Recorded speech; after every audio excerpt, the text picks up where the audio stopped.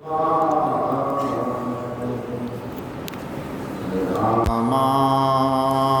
गुरवे नमः।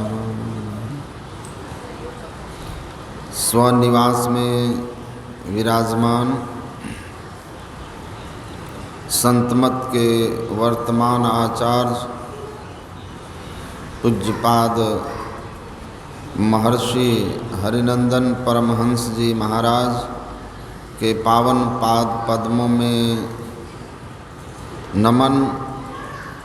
मंचस्थ पूज्य चरण गुरु सेवी स्वामी श्री भगीरथ जी महाराज, स्वामी श्री प्रमोद जी महाराज तथा समस्त वंदनीय साधु समाज के पावन पाद पद्मों में नमन। परम आदरणीय सत्संग प्रेमी महानुभावों, धर्मानुरागिनी माताओं एवं धर्मशीला बहनों, आज हम लोग परमाराध्य सद्गुरु महाराज के 36वीं पावन परिनिर्वाण दिवस के अवसर पर सत्संग में सम्मिलित हुए हैं।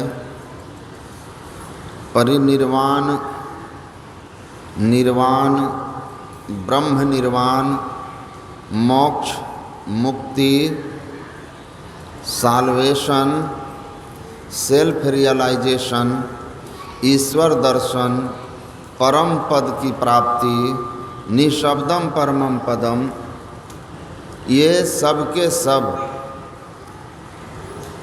एक ही भाव रखने वाले, एक ही भाव अर्थात एक दूसरे के पर्यायवाची हैं। जीव का आना और जाना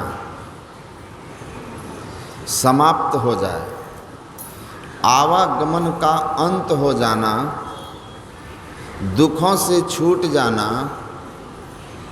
मुक्ति कहलाती है, निर्वाण कहलाता है, मोक्ष कहलाता है। जो परमात्मा की प्राप्ति से माया मंडल के पार करने से होता है।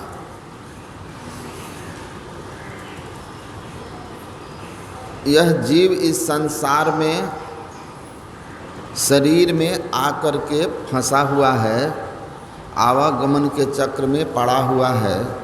हम लोग गुरु महाराज के प्रवचन में सुन रहे थे और ये मायाबद्ध होना जीव के सब दुखों का कारण है। इससे छूट जाना मोक्ष या मुक्ति है। और ये कब होगा? शरीर रहते होगा। दिल्ली के इंडिया हैबिटेट सेंटर में एक कथाकार भागवत की कथा कर रहे थे। संजोग से हमें उस कथा में कुछ संतमत के भक्त लोग लेकर गए थे। कथाकार अपनी कथा के बाद जब अपने कमरे में बैठे, हमें लेकर लोग वहाँ गए। मैं उनसे मिला। उन्होंने हमसे पूछा परिचय होने पर कि आपको कथा कैसी लगी। तो मैंने कहा कि आपकी कथा कहने की शैली बहुत अच्छी है।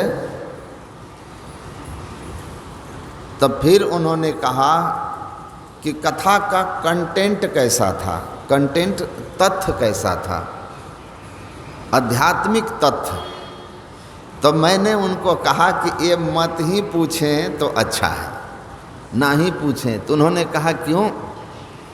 तो उस पर मैंने कहा कि आपकी कथा, उनकी कथा में था कि किसी का शरीर छूटा तो वो ब्रह्मलोक चले गए, तो कोई गोलोक चले गए, पूरे 3 घंटे की कथा में वो कुछ को ब्रह्मलोक, कुछ को गोलोक, कुछ को वैकुंठ लोक पहुँचाए।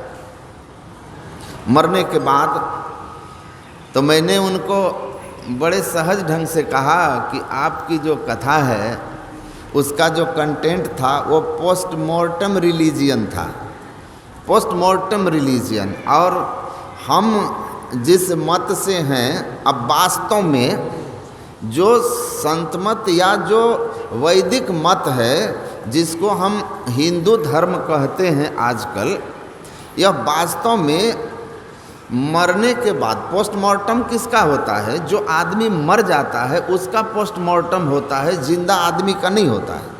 तो मैंने उनसे कहा कि हम we are propagating living religion, हम जीवित धर्म के प्रचारक हैं और आप पोस्टमार्टम रिलीजियन है। और जो वास्तविक धर्म है वो जीवित है। साधो भाई जीवत ही करवासा, जीवन काल में ही माइक आवरणों को पार करके परम पद में शरीरस्थ जीवात्मा का पहुंच जाना निर्वाण कहलाता है, मुक्ति कहलाती है। और यही आध्यात्मिक साधना है, यही अध्यात्म है, यही अध्यात्म है, यही आध्यात्मिक साधना है कि आप जीवन काल में मोक्ष को प्राप्त करिए।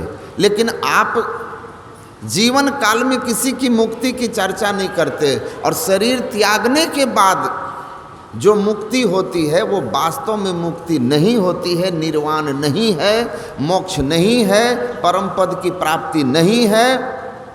किसी भी लोक में आप जाएंगे, सातहु स्वर्ग केरे निवासी, दिव्य देव सब अमित बिलासी, कोई न स्थिर सब ही बटोही। स्थिर कौन है? परम पिता परमात्मा जो अनंत सत्ता है, राम ब्रह्म परमार्थ रूपा, अविगत अलख अनादि अनुपा, वो परमार्थिक सत्ता परमात्मा का निस्वरूप। और ऐसे परमात्मा की प्राप्ति ही जीवन काल में हो तो मुक्ति है।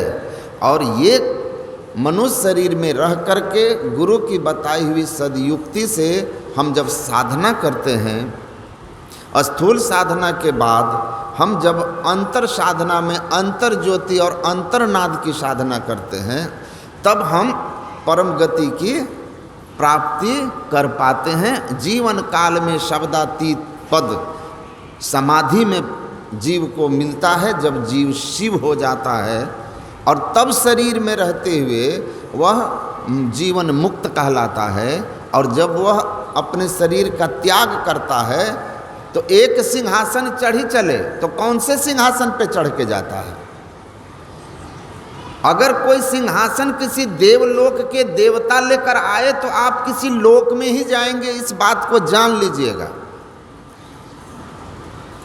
जो आपके अंदर में ईश्वरकृत है, अंतर ज्योति अंतर्नाद, और जो सार शब्द रूपी वाहन है, उस पर जो सवार हो जाता है और अंत समय में जिसकी सूरत सार शब्द में संलग्न हो करके अपने शरीर को त्यागता है, तो जाता जोगी की नहु न पावा। इसीलिए गुरु महाराज ने कहा कि जब जीवन काल में आप समाधि को प्राप्त कर लिए, तो जब आप शरीर भाव में रहेंगे तो उन्मुनि रहे ब्रह्म के चिन्ह, आपकी सूरत सदैव उस सार शब्द में लगी रहेगी, संलग्न रहेगी।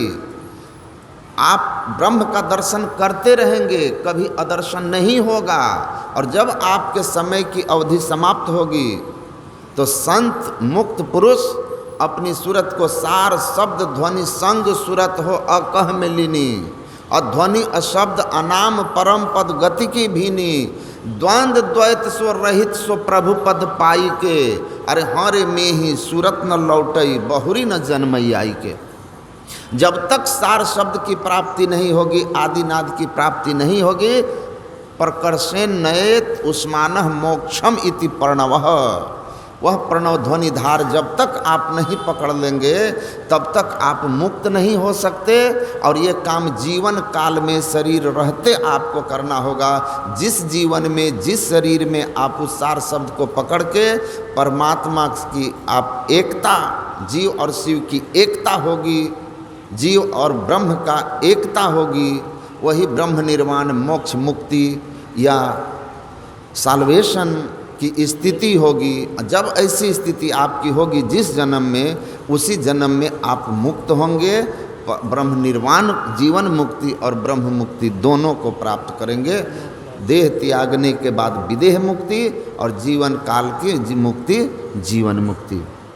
तो ये ज्ञान वास्तव में जो हमारा धर्म है, सनातन धर्म है, इसका जो अध्यात्म है, इसकी जो श्रेष्ठता है, इसकी जो महिमा है, वो इसी में है। स्वामी विवेकानंद ने अमेरिका में कहा था कि हम उस धर्म के प्रचारक हैं जिसको लोग सनातन वैदिक या हिंदू धर्म कहते हैं, जिस धर्म में एक मनुष्य शरीर में आया हुआ व्यक्ति अपने गुरु की कृपा से साधना करके इस अवस्था में जाता है जहाँ जा कर के वह यह घोषणा करता है, अहम ब्रह्मास्मि, मैं ब्रह्म हूँ, मैं ब्रह्म हूँ। यह घोषणा करने की उसमें क्षमता आती है, अर्थात ब्रह्म को जान करके वो स्वयं ब्रह्म हो जाता है। ऐसी स्थिति कि मनुष्य को जो ब्रह्म बना दे, वह जो ज्ञान है वह वास्तव में अध्यात्म ज्ञान है। वही महिमा है सनातन धर्म की, वैदिक धर्म की, और वही महिमा है संत मत की। इसीलिए गुरु महाराज ने कहा कि हम जिसका प्रचार करते हैं ये कोई नई बात नहीं है, ये हमारे वेद उपनिषदों का वह श्रेष्ठ ज्ञान है, जिस ज्ञान को ऋषियों महर्षियों ने अनादिकाल से जाना और इसका प्रचार किया, और संत परंपरा में अव्याहत रूप से ये चलता रहा है। उसी ज्ञान का गुरु महाराज ने प्रचार ही नहीं किया, पहले स्वयं उसको अनुभव किए, स्वयं को ब्रह्म निर्वाण की, स्वयं उस जीवन काल की मुक्ति को प्राप्त किया। और आज ही के दिन आज उनका 36वां परिनिर्वाण है। अपने ब्रह्म निर्वाण को प्राप्त किया, विदेह मुक्ति को प्राप्त किया था, और उस ज्ञान को उससे पहले सरल सरल संसार में घूम घूम के प्रचारित किया था। ऐसे दिव्य सद्गुरु की महिमा का हम क्या बखान कर सकते हैं। मैं उनके पावन पाद पद्मों में श्रद्धा सुमन अर्पित करता हूँ और अपनी वाणी को विराम देता हूँ। श्री सद्गुरु महाराज।